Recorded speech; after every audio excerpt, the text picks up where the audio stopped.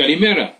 Welcome to this episode of Q&A with Liturgy Man. I'm Taylor Burton Edwards, Liturgy Man, your Director of Worship Resources with Discipleship Ministries of the United Methodist Church. I am your apportionment dollars that work to help you strengthen worship and the understanding of worship where you are. Today's question comes to us from Beth Fender, a United Methodist deacon, who wonders if I could talk about the distinction, if there is one, between christening and baptism.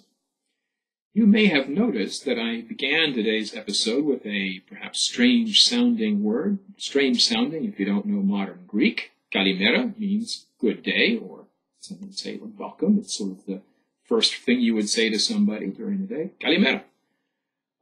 And I want to teach you another Greek word that is actually a literary term that describes what this whole question of christening versus baptism, if it is indeed versus baptism, is to begin with. And that Greek term is synecdoche. S-Y-N-E-C-D-O-C-H-E is how we spell that in English. And synecdoche means taking part of something and using that name of the part of something to describe the whole or to name the whole. And that is what is happening when people use the term christening for baptism. They are doing a synecdoche, because the act of christening did indeed used to be part of the ritual of baptism.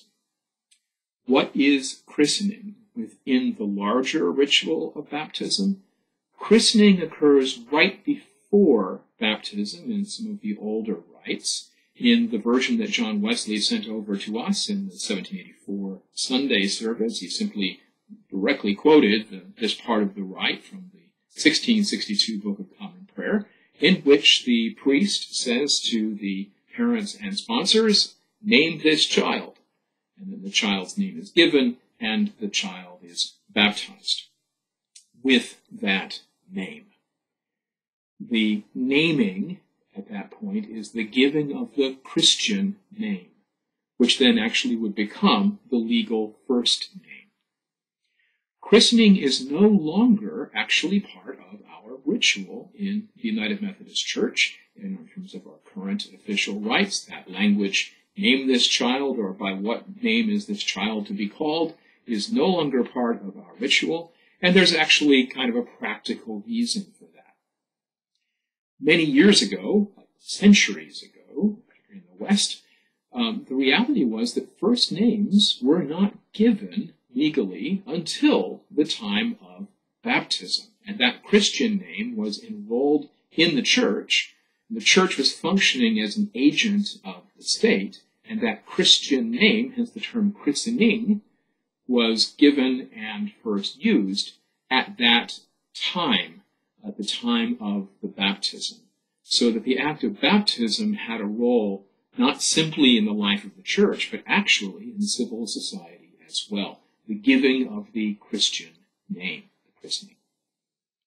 And so in a number of countries that have, over a longer period of time, retained a closer relationship between the church and the state, such as England, for example, it's not uncommon to hear baptism referred to as christening, in a case where christening is actually then a synecdoche for the larger term baptism. So christening and baptism are not two different things. Christening is instead of synecdoche for the larger rite of baptism, that action which immediately follows the giving of the Christian name in the ritual.